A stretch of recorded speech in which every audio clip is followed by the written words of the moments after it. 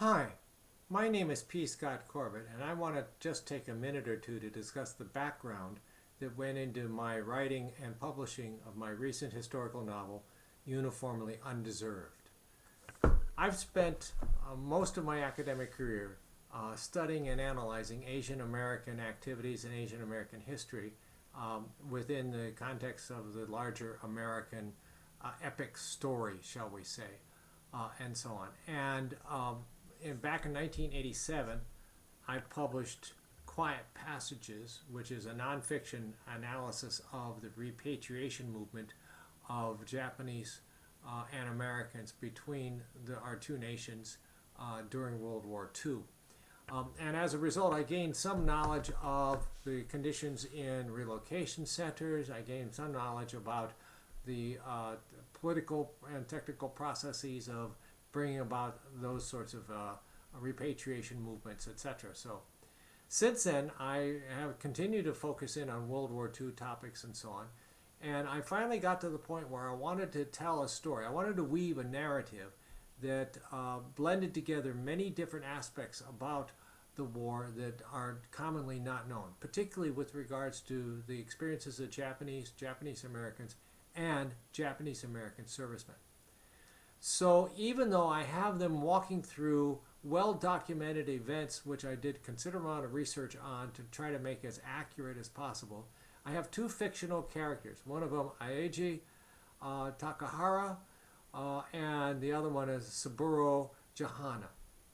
They grow up together in Southern California and are as American as possibly could be, and so on. However, Aeji's families decides to send him back to Japan to get some education there in the late 1930s. And so he becomes what's known as a kibe. And after he returns to the United States, he throws himself wholeheartedly into continuing to contribute to the family fortunes and their entrepreneurial activities to develop a fruit stand in Los Angeles, etc., and so on. But of course, World War II happens. Now, immediately, he and his family, the Takaharas and the Jahanas both, are suspect, and they fall into the purview of the various security agencies nervous about Japanese American and Japanese fifth column activities. So, but because of his exceptionally good Japanese language skills and his more recent experience and knowledge of Japan, Aeji actually gets recruited and volunteers to serve in a thing called the MIS, which is the Military Intelligence Service. And so his military career works him through the Pacific Theater, and he gets involved in a couple operations, not the least of which was the famous Operation Vengeance, which was the plan to intercept and to shoot down, hopefully kill, Admiral Yamamoto, which subsequently succeeded, and so on. Meanwhile, his family and the Jahana family all get sent to Heart Mountain Relocation Center in the far remote and isolated West.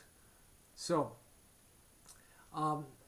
Saburo hates being in the relocation center, and he subsequently volunteers to serve in the United States military. He becomes a member of the 100th Battalion, later attached to the 442nd Regimental Combat Team, and he serves through all the campaigns all along the Italian spine and so on, and works his way up, and until finally he gets badly injured and wounded in the famous operation to save the Lost Battalion, which was a unit of Texas National Guard that got itself surrounded in the French mountains/forests, etc. So, but the point of what I'm trying to get at in the book is to show how deeply patriotic and how thoroughly committed these people were to the fortunes of the nation and the preservation of America and American democracy against its enemies, etc.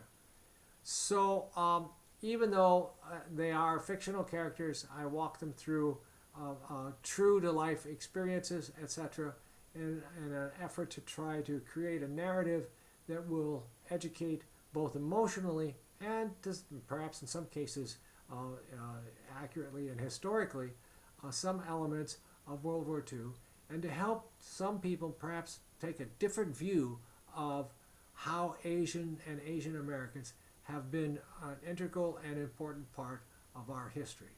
So, thank you very much, and I hope that many of you will get a hold of it, maybe take a look at it, and walk through some of the encounters in the book and so on, and find it useful and illustrative and educational. So, thank you, and I wish that you can all be healthy and have successful endeavors throughout your future days.